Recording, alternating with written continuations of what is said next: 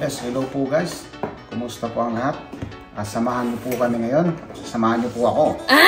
Mag-unbox po tayo ng ating nabili na Insta360 X4. Okay, so ano mga features nito? At saka ano ang inside ng box? Saka iti-testing din natin mamaya sa labas. Papakita po natin sa inyo. Tara, samahan niyo ako.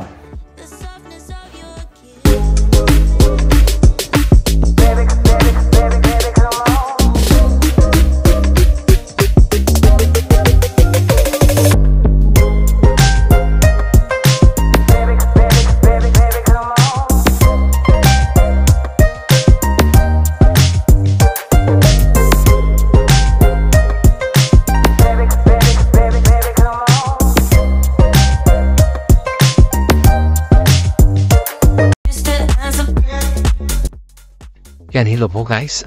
Welcome to Barbugs TV. Ngayon po ay mag-unbox po tayo na nabili natin Insta360 X4. So yan po. Bago pong lahat, nabili po natin siya sa halagang ito po. Wala pa pong tax yan. So if ever po na may tax, na po ang magiging presyo.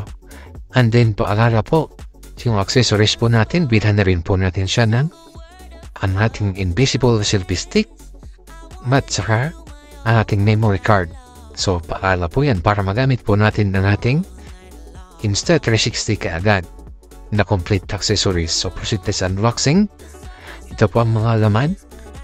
Nakita natin meron siyang thermo grip cover. Ayan. Tapos yung pouch niya para protektado. At itong extra box natin. Mga warranty card, manual. Ayan, meron yan. Yung kanyang extra cover lens para protektado. Meron siyang sticker. Ayan, lens guard. Na ikakabit din natin yan. And silicone gel. Andin yan. So, ang atin pong Insta360. Ayan. Ayos yan. Tatanggalan na natin ang mga ano yan. Yan. Tanggalan natin. Para ready to go na, ready to use. Ayan. Yung mga side button yan, mga ano yan. Check natin mamaya yan. O damit pa natin. Okay? So, yan. Ready na. At ang ating invisible selfie stick. Yan po naman ay nagkakahalaga po ng ito.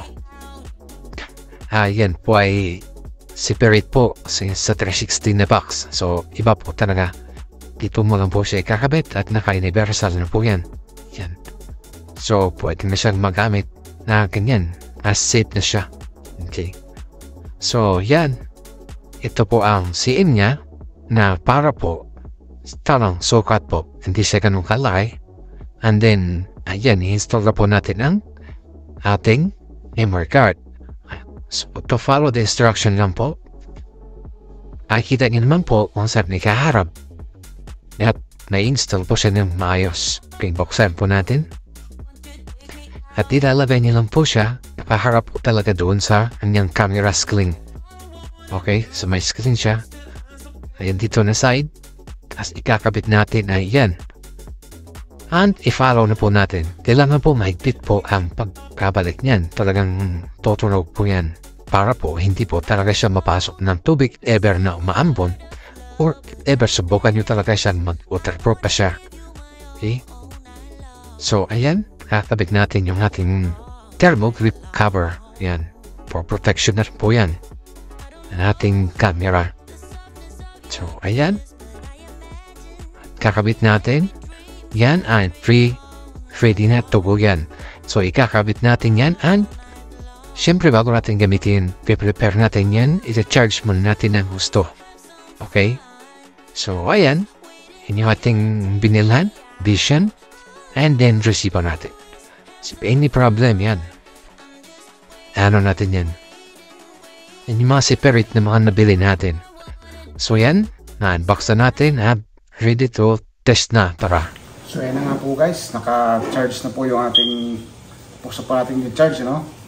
So i-press lang po natin yung power button. At ayan na. So ready na po yan. So dito, let's select English para sa ating language, and i-connect na po natin siya sa ating cellphone. Okay? And we're free to go na po niyan. So papakita natin sa inyo paano i-set up to para makakonect sa cellphone, and we're free to go na, matesting na natin. At ayan po nga, isang quick na information lamang po to download ng ating Insta360 app. Ito po, mahanap po natin yan sa Google Play and then sa ating App Store. So ito po ang itsura niya. So pagka-download yun na po yan, naka-install na po yan, so i-open po natin. Okay.